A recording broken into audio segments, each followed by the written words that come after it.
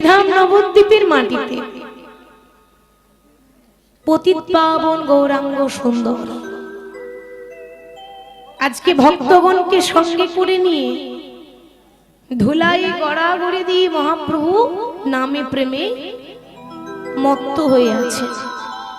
তা ধুলাই গড়াগড়ি দিয়ে যে মহাপ্রভু নাম করছেন কেন? এই যে আপনারা বসে আছেন মা, একটা নিয়ম আছে জানেন, কীর্তনের শেষে লীলার শেষে কেউ যদি এই জায়গাটাতে গড়াগড়ি দিয়ে যেতে পারে, এই সাউন্ড একটু বাড়াবেন, চাপ লাগছে, আপনি একটু বাড়িয়ে দেন।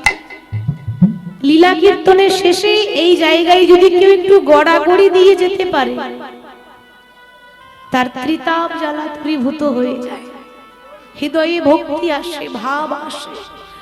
কেন? আজ ভাবুন, ভগবান হয়ে গড়াগড়ি দিচ্ছে। কেন জানেন? ভগবান বললেন, আমার হতে আমার নাম বড়,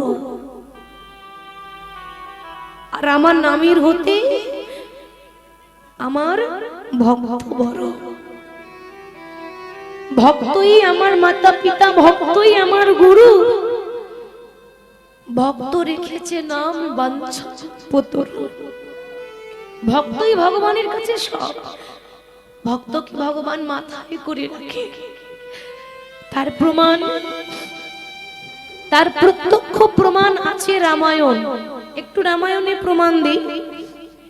এক ভক্ত ছিল রামায়ণে, যার বয়স হচ্ছে 5 বছর, কিন্তু 5 বছর বয়সে সে ভগবানকে পেয়েছিল। কি করে? কথায় আছে বাবা, যার হয় তার নয়ই হয়, যার হয় না তার 90ও হয় না। রামায়ণে যখন রাবণ মা সীতাকে হরণ করে নিয়ে গেল, শুধু সীতাকে উদ্ধার করার জন্য যখন রাম রাবণের যুদ্ধ চলছে, রাবণের পক্ষ থেকে রামের সঙ্গে যুদ্ধ করতে যারা যায়, আজ পর্যন্ত কেউ ফিরে এলো না। কেন জানেন?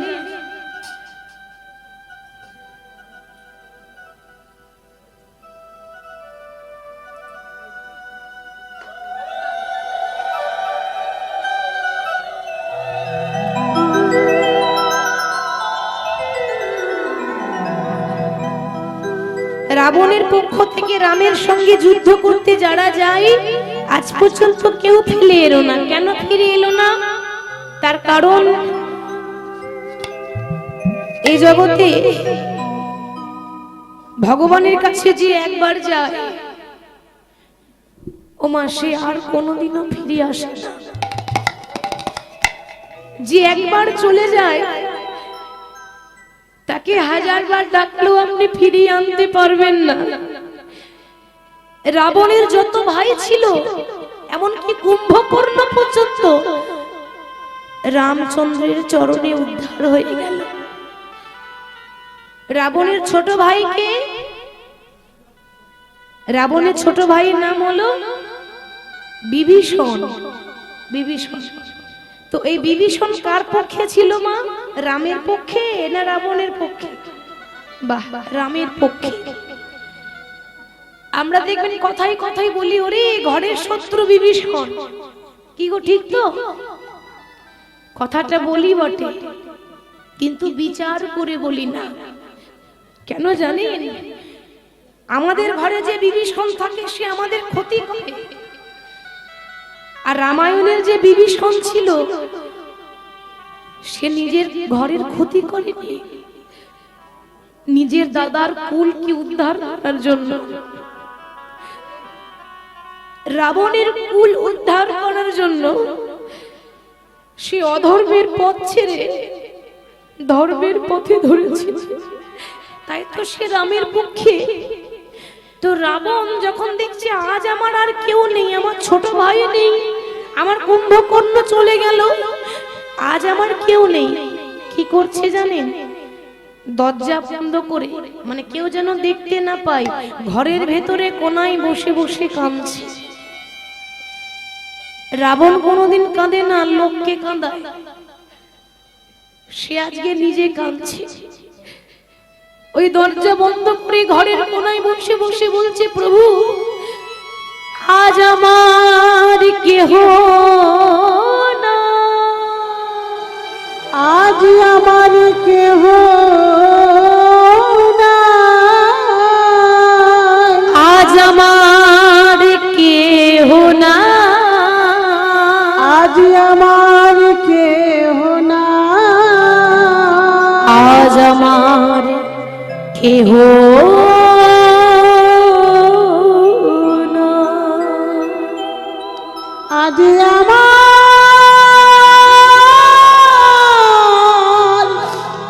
কেহ না।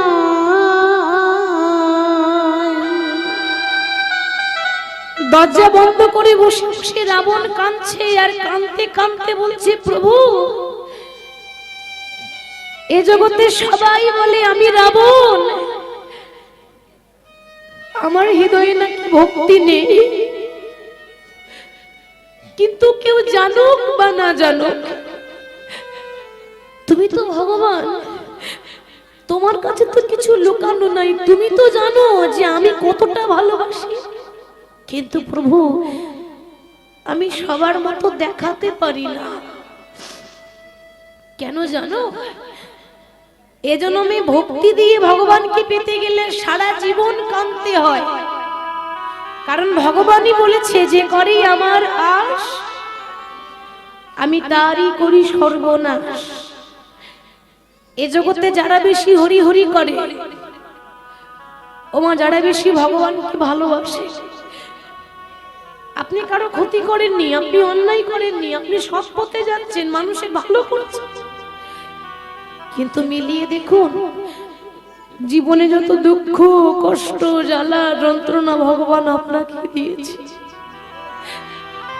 আমরা বলি যে প্রভু আমি তো কারো ক্ষতি করিনি, তাহলে কেন এত কষ্ট দিচ্ছ আমায়? কেন দেয় জানেন? ভগবান ভক্তকে কষ্ট দিয়ে যাচাই করে দেখে নেয় যে ভক্তটা আমার কতটা খাঁটি সোনা হতে পেরেছে, কতটা আমার জন্য কাঁদতে পেরেছে। তবু যদি না ছাড়ে আমার পাঁচ, দুঃখ দিই কষ্ট দিই, তবু যদি আমার নাম করে, তারপর হই আমি তার দাসের অনুদাস। রাবণ বলছে, প্রভু আমি যদি ভক্ত হতে চাই সারা জীবন আমাকে কাঁদতে হবে, তবু তোমাকে আমি হয়তো পাবো না, কিন্তু আমি যদি শত্রুতা করি তাহলে খুব তাড়াতাড়ি তোমাকে পেয়ে যাব, কারণ শত্রুতা করলেই তোমার হাতে মরতে হবে, আর তোমার হাতে মরা মানে জীবন ধন্য হয়ে যাবে। আমার ভক্তিটা সবার মতো না, আমার ভক্তিটা আলাদা, আমায় কেউ চিনতে পারে না, আমি প্রকাশ করতে পারি না। রাবণ যখনই কাঁদছে না মা, ওই রাবণের কান্নাটা একজন শুনতে পেল, সে হলো রাবণের ভাইপো, বয়স হচ্ছে 5 বছর, নাম হলো তরণী। তরণী তো রাবণের ভাইপো 5 বছরের ছেলে তরণী হঠাৎ মনে মনে ভাবছে কি, ওই ঘরের ভেতর থেকে কান্নার শব্দ কোথা থেকে আসছে, কি এত কাঁদছে? যেই না দরজা খুলেছে, ও দেখছে ঘরের ভেতরে তার জ্যাঠামশাই কাঁদছে। ছোট ছেলে জ্যাঠামশাইকে জড়িয়ে ধরেছে, জ্যাঠামশাই ও জ্যাঠামশাই কি হয়েছে, তুমি কাঁদছো কেন গো? তোমার মনে কি কোনো দুঃখ আছে? তোমার মনে কি কোনো কষ্ট আছে? তুমি আমাকে বলো। মনের মধ্যে যদি দুঃখ না থাকে, কষ্ট না থাকে, কারো চোখে তো জল আসে না। তোমার চোখে জল পড়ছে, তার মানে তোমারও কোনো ব্যথা আছে, নিশ্চয়ই তোমারও কোনো যন্ত্রণা আছে। আমি তো তোমার ভাইপো, আমি তো তোমার ছেলের মতো, আমায় বলো কি হয়েছে তোমার? রাবণ বলল, খোকা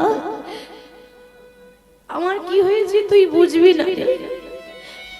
কিন্তু একটা কথা বলতে চাই, তোর যেদিন জন্ম হয়েছিল না, আমি সেদিন কোলে করে নিয়ে তোর নাম রেখেছিলাম তরণী। তরণী মানে হলো নৌকা।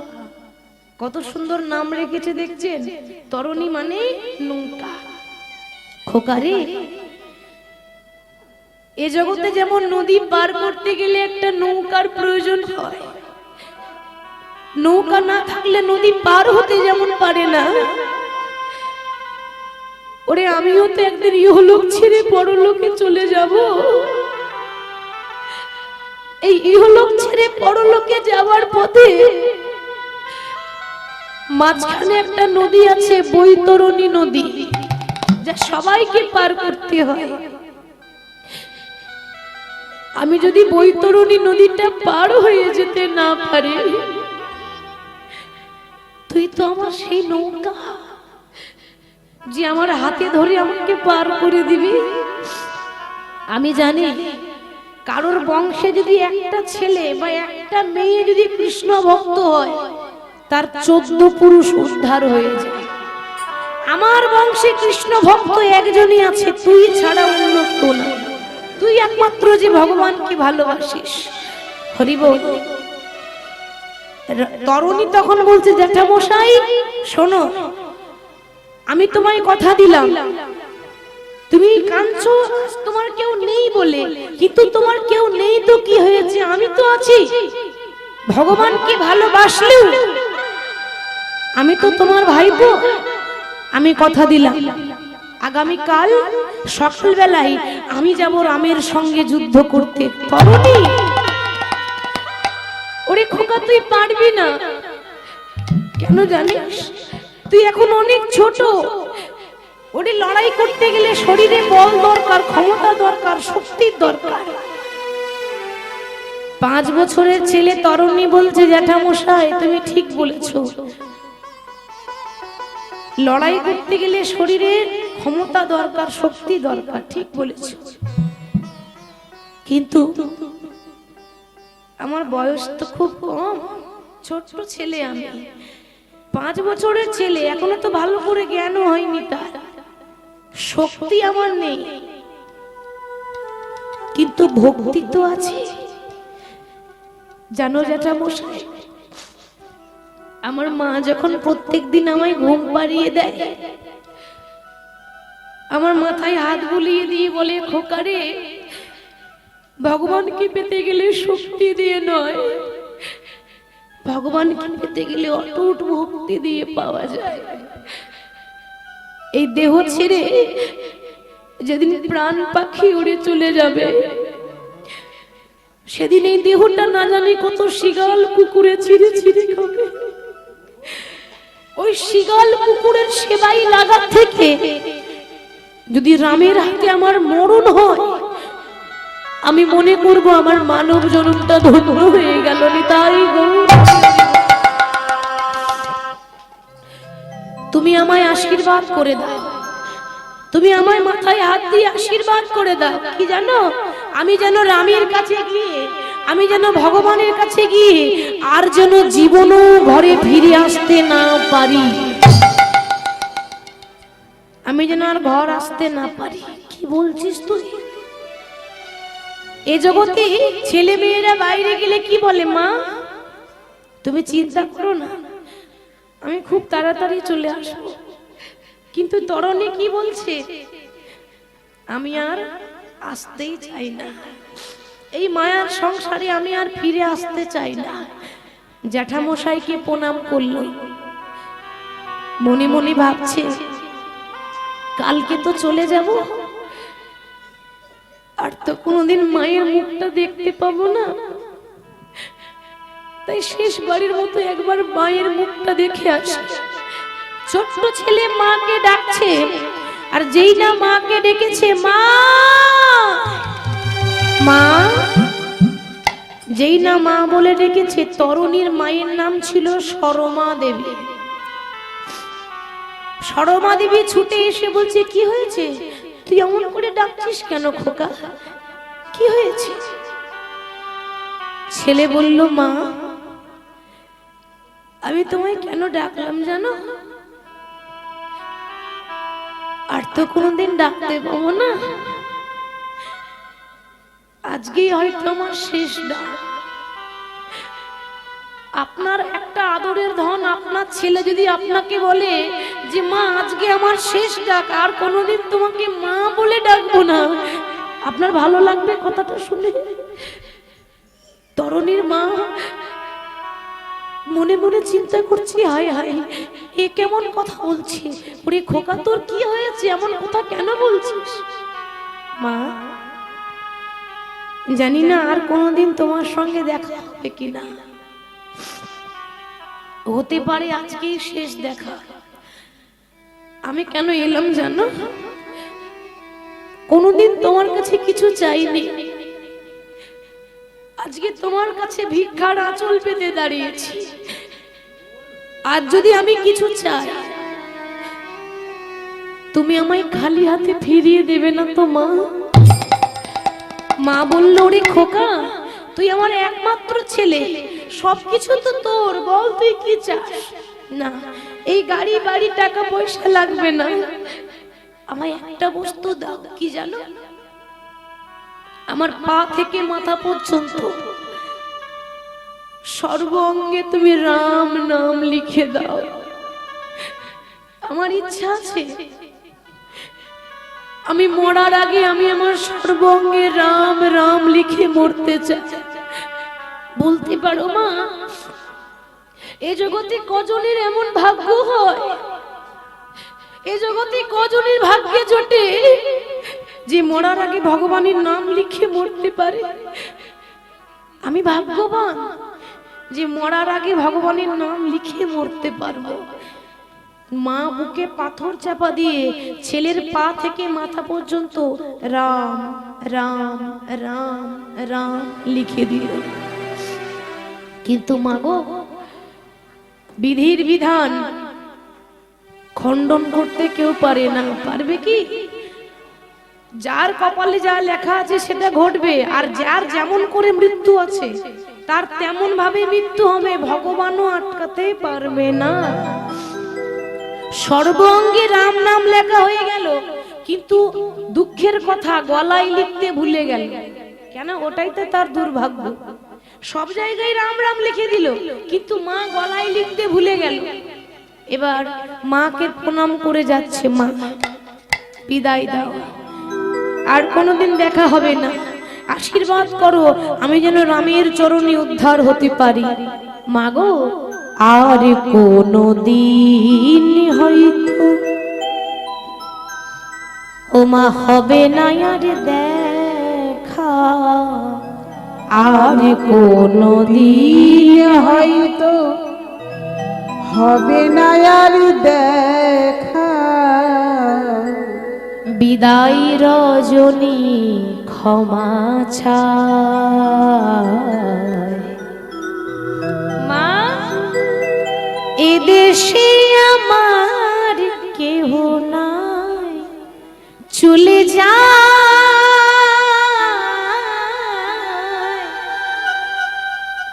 এদেশে আমার কেহ নাই। আর কোনো দিন হয়তো হবে না আর দেখা, আর কোনো দিন হয়তো হবে না আর দেখা, বিদায় রজনী ক্ষমা চাই। এদেশে আমার কেহ নাই, চলে যাই এদেশে আমার কেহ নাই। কথাটার মানে আছে, মা বলছে এই দেশে আমার কেউ নাই, কারণ আমি যে দেশে যাচ্ছি ওই দেশে গেলে তো কেউ ফিরে আসে না। কি বা মাতা, কি বা পিতা, কি বা পুত্র পরিজন, শেষের দিনে কৃষ্ণ বিনে হবে না কেউ আপন। কে বা মাতা, কে বা পিতা, কে বা পুত্র পরিজন,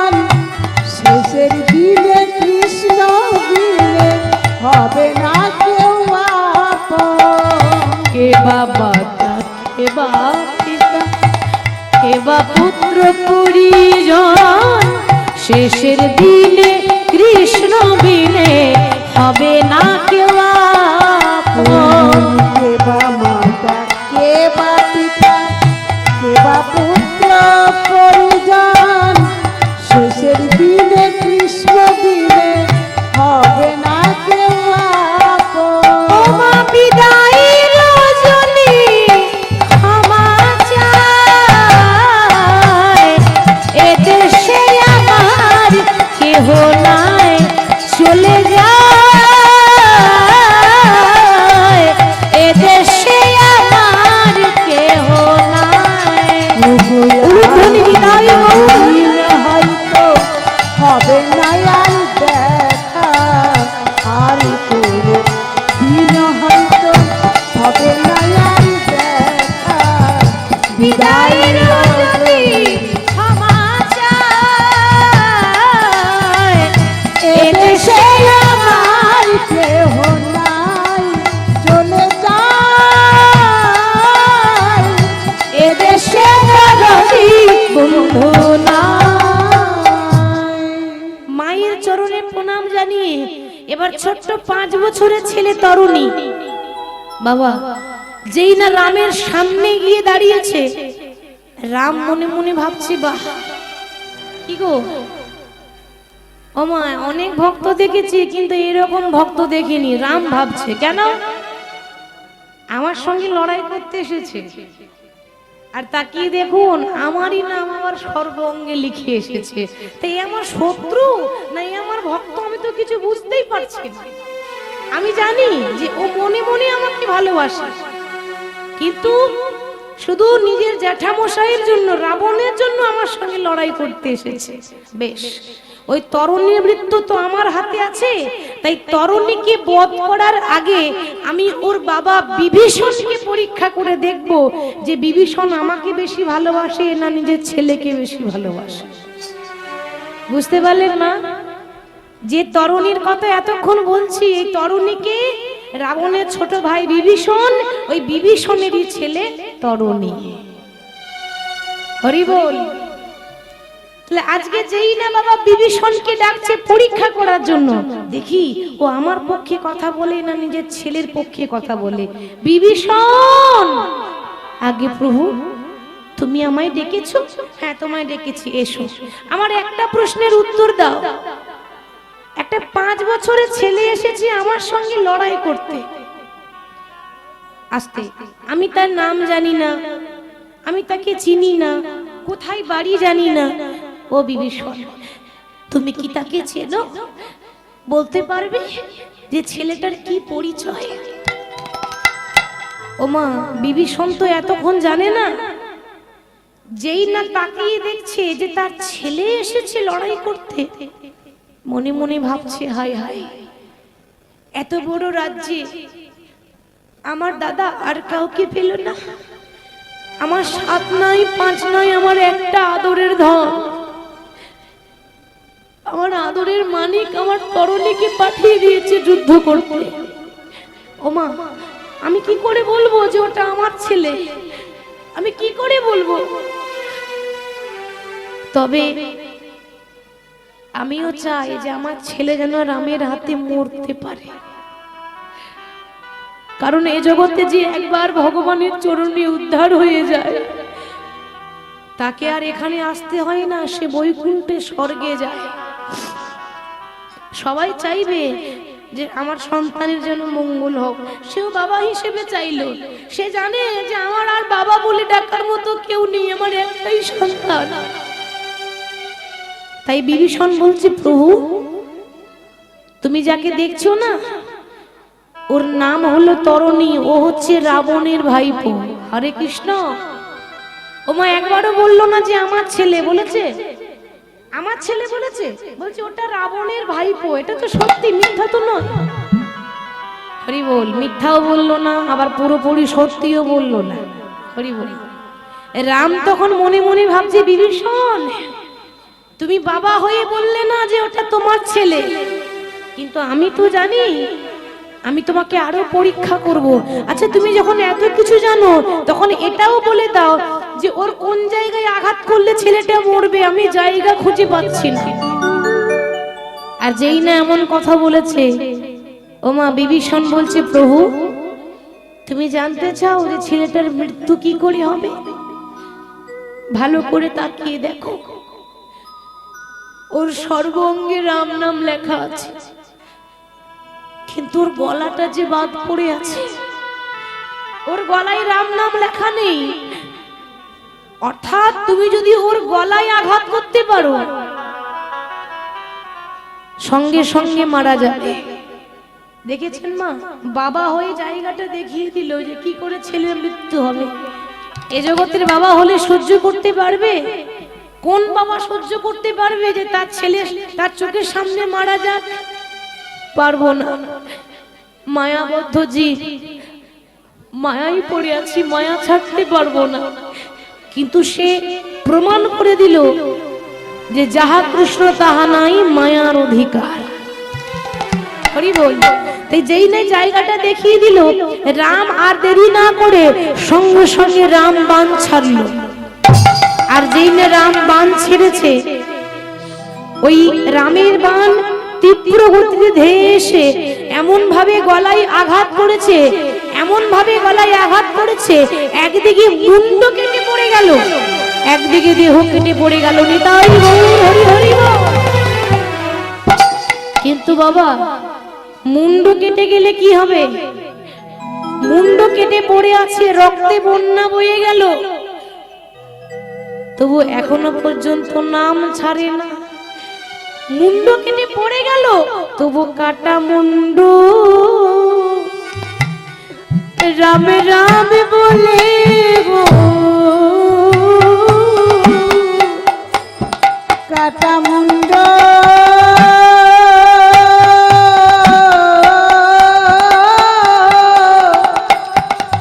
রাম নামে বলে গো,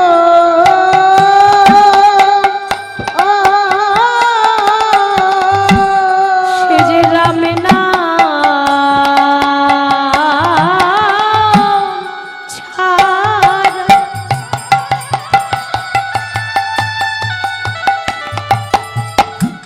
কিছু জানে না। তখন কাটা মুন্ড রাম রামে বলে গো, সে তো রাম নামে ছাড়া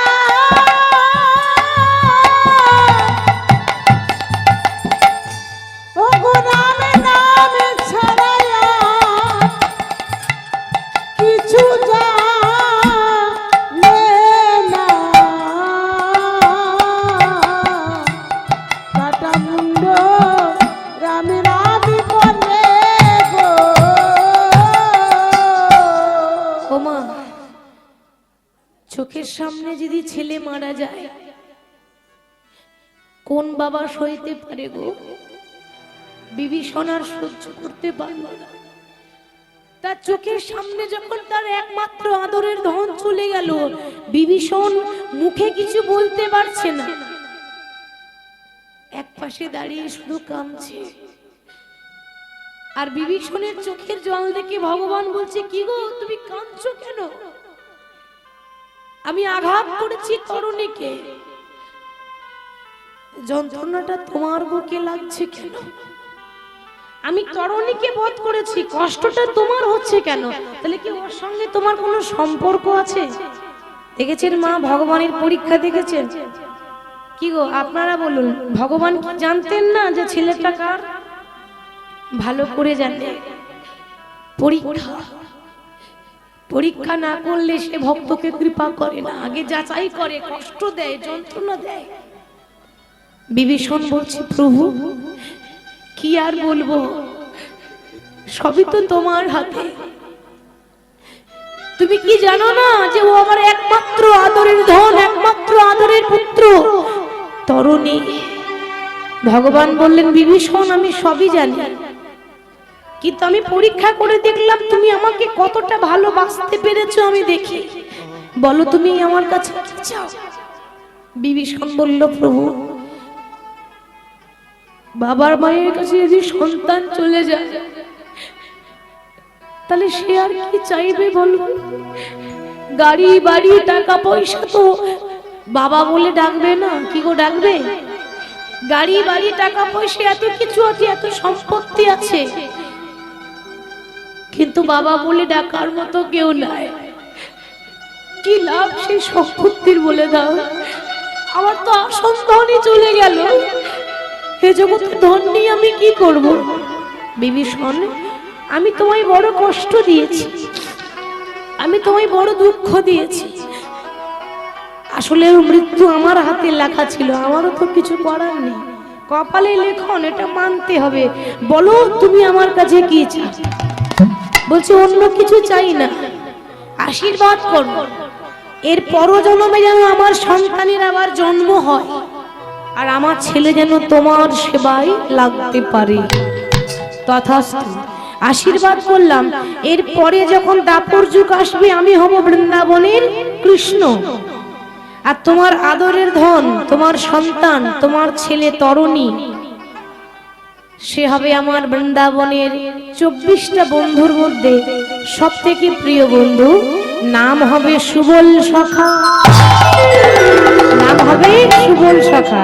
ভগবানের প্রিয় বন্ধুকে আমরা বলি সুদামা, কিন্তু না, সুদামার থেকে প্রিয় বন্ধু সুবল, সুদামার থেকেও প্রিয়। তাই ওইটুকু ছেলে ভগবানকে পেল কি করে? জন্ম হোক যেটা, সেটা কর্ম ভালো চায়।